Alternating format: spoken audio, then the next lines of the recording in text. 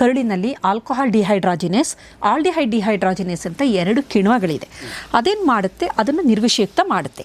ಆದರೆ ರಕ್ತದಿಂದ ಪ್ಲಾಸೆಂಟಾ ಮುಖಾಂತರ ಮಗುವಿಗೆ ಇದು ಹೋಗುತ್ತಲ್ಲ ಆಲ್ಕೋಹಾಲು, ತಾಯಿ ಏನು ಸೇವನೆ ಮಾಡ್ತಾಳೆ ಅದು ಮಗುವಿಗೆ ಹೋಗುತ್ತೆ.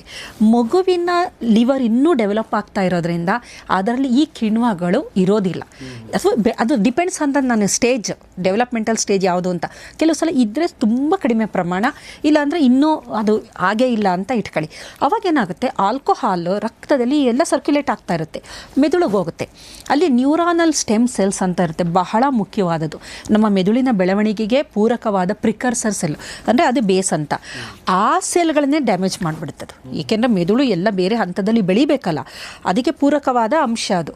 ಅದೇ ಡ್ಯಾಮೇಜ್ ಆಗುತ್ತೆ. ನ್ಯೂರಾನಲ್ ಸ್ಟೆಮ್ ಸೆಲ್ಸ್ಗಳು ಡ್ಯಾಮೇಜ್ ಆಗಿ ಅದರ ರಿಸರ್ವಾಯರು ಕಮ್ಮಿ ಆಗ್ತಾ ಬರುತ್ತೆ. ಆಮೇಲೆ ಇದಾಗೋದ್ರಿಂದ ಆ ನ್ಯೂರಾನ್ಸ್ಗಳು ಬೆಳವಣಿಗೆ ಆಗೋದು, ಸಿನಾಪ್ಸಿಸ್ ಡೆವಲಪ್ಮೆಂಟು, ಮೈಗ್ರೇಷನ್, ಈ ಥರದ್ದು ಅಂದರೆ ಬೇರೆ ಬೇರೆ ಪ್ರೋಸೆಸ್ ಅಂತ ಇಟ್ಕೊಳ್ಳಿ.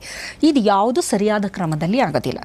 ಅಂಥ ಸಂದರ್ಭದಲ್ಲಿ ಏನಾಗುತ್ತೆ ಅಂದರೆ, ಮಗು ಹುಟ್ಟಿದಾಗ ಅದು ಬುದ್ಧಿಮಾಂದ್ಯತೆ, ಅದು ಫೀಟಲ್ ಆಲ್ಕೋಹಾಲ್ ಸಿಂಡ್ರೋಮಲ್ಲೇ ಹಾಗೆ ಬುದ್ಧಿಮಾಂದ್ಯ ಮಕ್ಕಳದು.